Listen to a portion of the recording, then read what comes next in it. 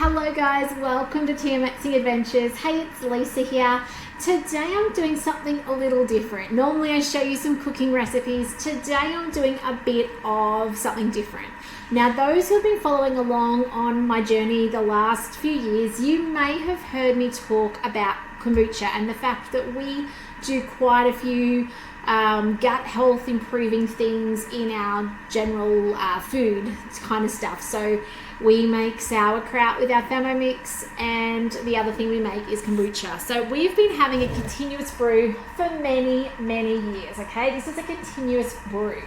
Now we did reset it when we moved nearly 2 years ago, but pre to that it was the same cultures inside for 5-7 years. Okay, originally I started in a glass vessel, okay, and I'm going to introduce you to the Scooby inside in a second, but over time we realized that we needed more and more to keep up with production because of my family. So my kids drink this stuff. It is so much cheaper to make it yourself. I'm showing you how today. And the trickiest thing to actually do is get your hands on a Scooby, and I'm about to show you what exactly a Scooby is, how to treat it, and all that sort of jazz. So if you're watching on, say hi. If you're watching replays, of course, hashtag replay, so Facebook or YouTube, know that you are watching these videos. So you'll notice that I've got this vessel. It has a little nozzle, because that's how the kids literally pour themselves a drink. And it's got this cotton top. The cotton top keeps the dust out. If you get dust on your Scooby, you're going to be in all sorts of trouble, because it's going to create mold, and the last thing you want is mold. It's going to mean you're going to have to not necessarily start from scratch, but you're going to have to take off the top layers and try again. So in here I actually have a heavily neglected Scooby. Okay, this one's been sitting down here on its own. The kids have still been drinking the super sour tart vinegar. I have not, neither has hubby, for a little while, to the point that I can see it rising up the sides. What I actually want to do is I want to put this camera over it. So this is boiling water, okay, because I need to make my tea. You feed it with tea. What I'm going to do, I've used kettle mode. It's up to 98 degrees. I'm happy with that. I'm just going to push the stop button. Sorry, I am still chasing away a bit of this illness. So I'm just going to wiggle this Thermi. Actually, before I do, it needs to brew tea. Okay, so I'm just going to turn it upside down. You'll see I've got 1 litre of water. I'm actually making a concentrate, and I cool it down by adding more water to it. Filtered water is best if you can. We've got a filter tap on our main tap, just because the chlorine doesn't it kind of messes up with the cultures. So I'm going to put into this 8 tea bags. I am going to be making 2 litres worth of tea. It's a sweetened tea, because that's the other part that's about to head into this, is some sugar. We're going to brew these 8 tea bags. Now I've got Earl Grey and green tea. I've used everything over the years. I've used so many different types of tea. Okay, it doesn't I don't think, in my opinion, of brewing it, it doesn't make too much of a difference. 8 tea bags, 1 litre of water, which is going to later on become 2 litres, because I'm going to water it down once we've got to the brew. And sugar. Okay, 1 cup of sugar. Don't skip the sugar. You guys know we would skip the sugar where we could in my household. However, the Scooby needs sugar to grow. Okay, a bit like the lactose in milk for yogurt. This is what it needs. Okay, so just going to put that in there. Going to let that do its thing. In a couple of minutes, I'll take out the tea bags, because it will have brewed enough with the tea. What are they called in there? Tatons, whatever it's called that's in tea. I'm sure I'm pronouncing that 100% wrong. So we needed about 5 minutes with the tea bags. We'll take the tea bags out, and we're going to put the Thermomix back on in a moment to actually just dissolve that sugar. Mine was raw sugar, and we'll just move this aside. That's what I want to do. There we go. Let's bring over the Scooby. All right, this is what the Scooby looks like. Now I've washed my hands with white vinegar, okay, because again, a bit like the dust on top, it's important we don't get dirt in it, dust in it, because the top part, which is often above the water, will grow. Same with when I make my sauerkraut. It needs to be submerged under that salty water, okay? As I said, you can see in here though, mine's a little dry. As I said, the kids are pretty much, can you guys see which way? That way. See how they've drunk it dry and it's now stuck up the side? So this is all good bacteria and it grows in layers. I'm going to try and lift it out. Actually, you can see it. You guys see the layers in there? Now, you do over time have to cull your layers. If you're really lucky, this is the hardest part of kombucha to actually get a hand on, but once you've got someone who will give you some, happy days. All you need to do is brew your sugar tea and start culturing it up. Okay, so what you want to do, I'm going to take off the dry layer on top, and I'm actually going to let it, at the moment, do you guys see? It's actually attached. I'm mindful of not touching it too much. I have vinegar in my hand, but then I've gone and touched my mouse and the Thermomix, and I don't want to get this to grow mold, okay? What happens if it grows mold, by the way, it tends to stick to the top layer, and you can carefully take it out without it submerging and just rip the top layer off. These come apart. This one's quite dry, as I made mention, so I'm going to struggle to get that apart. Do you think I brought something in to put this on? No. Look at that. You can see it grows in layers. So it's been growing new layers since it's dried out slightly. So this is the dried out side. Okay. And that can go aside. Now I put mine in my chicken coop. They peck away at it. It dries out eventually. Happy days. What still remains in there is new layers. And actually, truth be known, that looks like my starter layer. Can you see where my starter layer, when I last batch, I pulled it apart, it ripped, and that's what's been growing the current stuff. So it will continue to grow layer after layer. If you continue to have it and you put more tea in, you'll get thick after thick after thickness of this beautiful Scooby on top. You don't need that much, so you can just rip it off and put it in there. You'll see there's another layer still in here. I don't know if I can get him out. Oh, there's another couple of layers. Check that out. We don't normally let ours get this low, okay? It's just been busy, being sick and everything. It's been busy. So there's another layer. Let's look at that, like a big pancake. And then there's another layer in there as well. Can I get that? There we go. So there's another broken one, so it would have been a starter as well. So that's a Scooby. Scooby stands for something. I'm not going to remember what that is.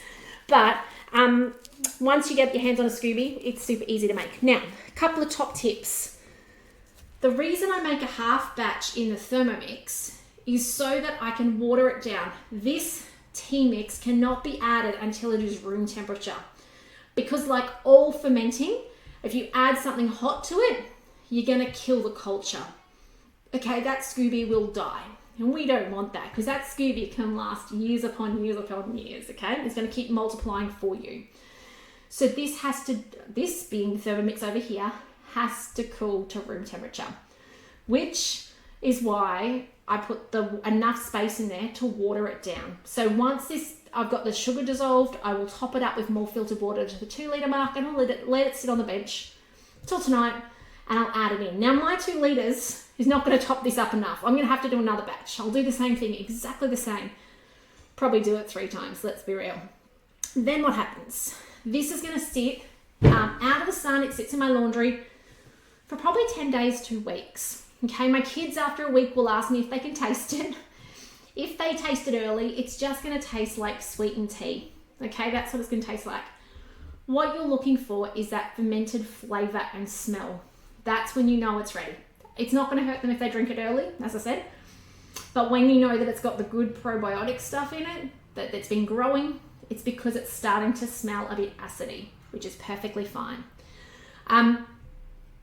Then what? Okay, you can drink it straight. My kids use the spigot, help themselves. Okay, they are only allowed a little bit at a time. So it's not like they're having a massive glass full, but that's their only treat thing. You know, we will make our own orange juice, but we don't do cordials, we don't do poppers, we don't do like that sort of stuff. We are very much all about good nutritious drinks where we can. So that's why the kids quite enjoy this, because it's something a little bit special for them. If you want to double ferment it. Now we used to, when we first started with kombucha, we were coming from buying our own bottles of it from the supermarket, right? So we wanted flavor. We wanted to put lemon and raspberry and passion fruit, ginger, those sorts of things. What do? Because at this point in time, it's just like a little bit acidy. It doesn't have bubbles. It's really simple. You actually pour your liquid into a swing top bottle. I had to remember the word then. So it's the ones that have the top that pop sideways. You'll often get them at cafes with your water in them. You can buy them at the supermarket, like I think even Woolworths and Coles sell them these days. And you put your kombucha that's been brewed just once, it's been fermented once. you put it into there and put your flavouring in there. So it might be a couple of wedges of lemon. It might be some raspberries. Might be some blueberries. That makes a phenomenal colour. My husband used to love ginger. He used to get the grater and grate some ginger off and put it in there. Lemon and ginger. So many options, right? Then lid on, and it's that spring top, so it goes down, and you leave it out on the bench for a day, no more than 2 days. Because what happens then is it carbonizes. It gets gas inside of it, and when you open it, so long as it was sealed properly, if the spring top's an old one and it's no longer holding the air in there, you won't get the fuzz. But when you open it 2 days later, you get the psh, all right, and you're ready to pour it into a glass and enjoy over ice or however you want to have it. No more than 2 days though, okay? When it gets to 2 days, if you're not going to drink it all, it goes in the fridge. Just like all fermenting, the moment you put something in the fridge, it halts that fermenting process down dramatically. So you can just leave it in the fridge then until you're ready to have it. Not 6 months. It's going to slowly ferment, but you know, a week or 2 or 3 or a month, that's fine. So that's how we make kombucha using a Thermomix to be able to brew our own. So I hope that's helpful. I do need to come over this side now and actually carefully lift my black, limited edition black. If you are in Australia, it's currently on sale. It is the middle of July 2023 if you want to get your hands on it.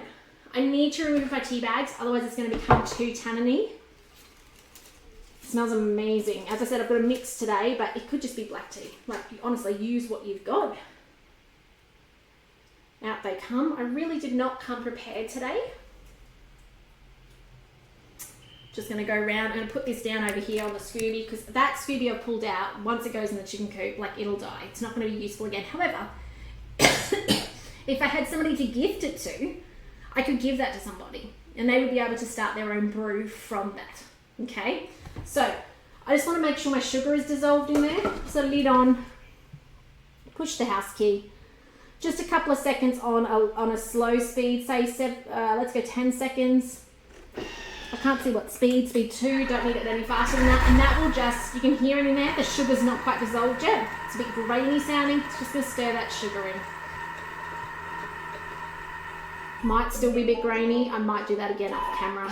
Make sure there's no graininess left. So now the step is, as I mentioned before, I'm going to top it up with more filtered water. I'm going to let it sit on the bench until it gets back to 37 degrees. I won't need to turn the thermi on to check it's 37. I'll just know it'll be room temperature. I'll be able to feel the sides and it's no longer hot. Okay, so it's not an exact science. Okay, it just has to be under 40, otherwise it kills our beautiful cultures inside here. But otherwise, guys, thanks for watching on today. I hope this has been informative. I know it's something a little different, but that's what we do here. And I like to share our life with you and how we do food and the different things we do. So I hope you did enjoy that. If I can answer your questions, because I know some of you guys will be watching, you'll be like, huh? How did that work? What step? And maybe I even forgot to tell you something. Sometimes I do this on the run. So sometimes I do miss things. I don't think I have, but you never know. Please just message me, okay? Reach out. I'm here to answer your questions. I'm here to help you get the most out of your Thermomix. I'm here to help you in your kitchen to use your Thermomix so that it makes your life so much easier, okay? So don't be a stranger. But otherwise, have a fantastic afternoon. Let me know if I can help you get a black tea and 6 on the bench, or a white for that matter. It's coming with a slide board and a $140 mix shop voucher, which is a pretty sweet deal. I'm going to go. Need to go get a drink of water, knock this cough down. Take care. I look forward to seeing you in another video, probably tomorrow. And we'll see you then. Bye for now.